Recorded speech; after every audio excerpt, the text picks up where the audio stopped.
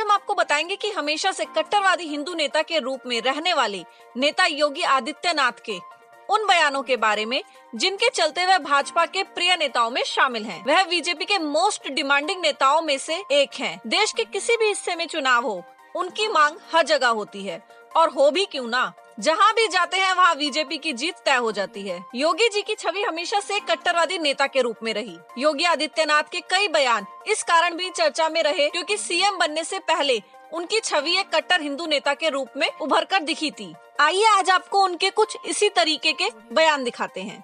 कोई मरने आ रहा है तो जिंदा कहां से जाएगा।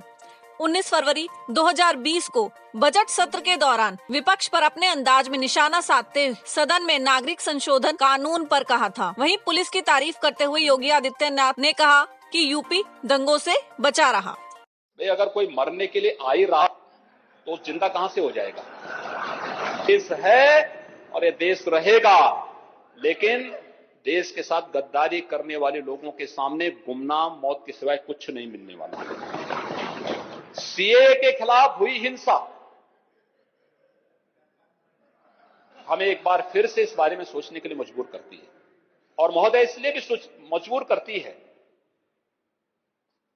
यह हर व्यक्ति जानता है कि इस पूरे आंदोलन की आड़ में जो लोग पीछे से हिंसा कर रहे थे, प्रत्यक्ष या अप्रत्यक्ष रूप से इन लोगों ने कहीं ना कहीं राजनीतिक संरक्षण पाया है उस राजनीतिक दलों में।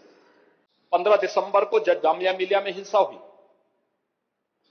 जैसे ही हिंसा की खबर आई, मैंने तत्काल अलीगढ़ के प्रशासन को अलर्ट किया। मैंने कहा देखो जामिया में कोई हिंसा हुई है, आप लोग वहां पर एक बार देखिए यूएमयू में क्या हो रहा है। 15,000 छात्र सड़क पर उतर करके वे अलीगढ़ को जलाना चाहते थे। एक हिंसक कुछ लोगों की घुसपैठ उसके माध्यम से करके फोर्स वहां पे थी, बाहर थी, फोर्स अंदर नहीं गई, और डीआईजी को चोट लगी, तमाम पुलिसकर्मी घायल हुए। अंदर से पहले पत्थर फेंके गए, फिर पेट्रोल बम फेंके गए, फिर अवैध असलों से हमला किया गया। उस सब के बावजूद पुलिस ने धैर्य का परिचय दिया, और पुलिस तब तक कैंपस में नहीं गई जब तक कुलपति ने लिखित रूप से कैंपस के अंदर फोर्स को नहीं बुलाया। लेकिन कहीं कोई हताहत नहीं हुआ, पुलिस को हल्का बल प्रयोग करना पड़ा था। अलीगढ़ पूरी तरह सुरक्षित है और सुरक्षित आज आगे रहेगा। यानी अगर कोई अच्छा काम कर रहा है हम उसकी सराहना भी नहीं करेंगे। इसी के साथ ही कानपुर में सीएम ने सीएए का समर्थन करते हुए 22 जनवरी 2020 को कहा कि अब इन्होंने अपने घर की महिलाओं को चौराहे पर लाकर खड़ा कर दिया है धरने के लिए, क्योंकि इनको पता है कि यह लोग तोड़फोड़ किए तो इनकी प्रॉपर्टी जब्त की जा सकती है। इसलिए घर के अंदर रजाई में सो रहे हैं और महिलाओं और बच्चों को बैठा दिया है चौराहे पर। इन लोगों में इतनी भी हिम्मत नहीं रही कि ये लोग स्वयं आंदोलन करने की स्थिति में हो, क्योंकि इन्हें मालूम है अगर तोड़फोड़ और आगजनी करेंगे तो इनकी प्रॉपर्टी को भी जब्त करवाने का कार्य करेंगे।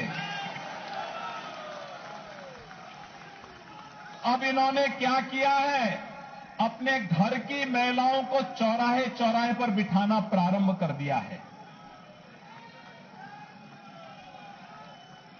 बच्चों को बिठाना प्रारंभ कर दिया है।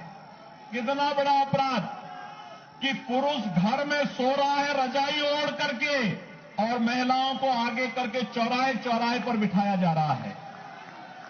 कितना लज्जाजनक है कांग्रेस, सपा और वामपंथी दलों के इन लोगों के लिए एक देश की कीमत पर राजनीति करना, और दूसरा विरोध के लिए किस प्रकार के हथकंडे अपनाए जा रहे हैं कि अब महिलाओं को आगे करके, जिन्हें मालूम ही नहीं कि सीएए क्या है, वे लोग धरने पर बैठे हैं। आप पूछिए उनसे जाकर किसी से भी कि आखिर क्यों धरने पर बैठे हैं, तो कहते हैं घर के मर्द ने कहा कि भाई हम इतने अक्षम हो चुके हैं कि कुछ कर सके, इसलिए तुम ही जाकर के धरने में बैठ जाओ। योगी ने दिल्ली के मुख्यमंत्री को आड़े हाथ लेते हुए 7 मई 2019 को लोकसभा के चुनाव प्रचार करते हुए कहा कि पता ही नहीं चलता कि दिल्ली के मुख्यमंत्री हैं या धरना मंत्री, किसी भी विकास योजना आने पर वह धरने पर बैठ जाते हैं। इससे बड़ा अजूबा तो दिल्ली के मुख्यमंत्री स्वयं ही हो गए। पता ही नहीं लगता वो मुख्यमंत्री हैं या धरना मंत्री हैं। हर विकास की कोई योजना आती है वे धरने में बैठ जाते हैं। ट्रेनों मुख्यमंत्री को धरने में बैठने का शोभा देता है क्या मुख्यमंत्री को धरने में बैठना चाहिए, जनता की समस्या का समाधान करना चाहिए। 10 अप्रैल 2019 को योगी आदित्यनाथ ने बजरंगबली पर विश्वास जताते हुए कहा कि मदर टेरेसा जैसे लोग कभी भारत का ईसाईकरण करने का काम करते हैं तो कभी फादर के रूप में हिंदुओं को दफनाने की साजिश रचते हैं। कभी वो मदर टेरेसा के नाम पर भारत का ईसाईकरण करने की साजिश करती है और कभी फादर के नाम पर जगह जगह हिंदुओं को दफनाने की साजिश का हिस्सा बनता है। यही नहीं, 4 नवंबर 2015 को योगी आदित्यनाथ ने यह भी कहा कि हाफिज सईद और शाहरुख खान में कोई अंतर नहीं है, क्योंकि भारत के विपक्ष में बोलने वाला व्यक्ति आतंकवादी ही माना जाता है। इस देश के अंदर वामपंथी विचारधारा के कुछ कथित लेखकों और कलाकारों ने जिस प्रकार से अब भारत विरोधी स्वर ही, यानी अब भाजपा का नहीं बल्कि भारत विरोधी स्वर ही उठाना शुरू किया है, दुर्भाग्य से उस स्वर के साथ शाहरुख खान जैसे लोगों के भी स्वर मिले हैं। और ये पहली बार नहीं हो रहा है, इससे पहले भी इस प्रकार की हरकतें उनके द्वारा हुई हैं। ये लोग आतंकी भाषा ही यहां बोल रहे हैं। मुझे लगता है शाहरुख खान की भाषा में और हाफिज सईद की भाषा में कोई अंतर नहीं है। तो ये वो बयान और वाक्यांश हमने आपको दिखाए जो मुख्यमंत्री योगी आदित्यनाथ को हिंदूवादी नेता बताते हैं। वो नेता जो हिंदुत्व की पहचान बनता है, ऐसी पहचान जिसका मुरीद है पूरा हिंदुस्तान। ये बयान जन्म देते हैं ऐसी सोच को, ऐसे विचार को जो बनाती है प्रखर हिंदुत्व। वो हिंदुत्व जो भारत को बनाता है हिंदुस्तान, यानी हिंदुओं का स्थान।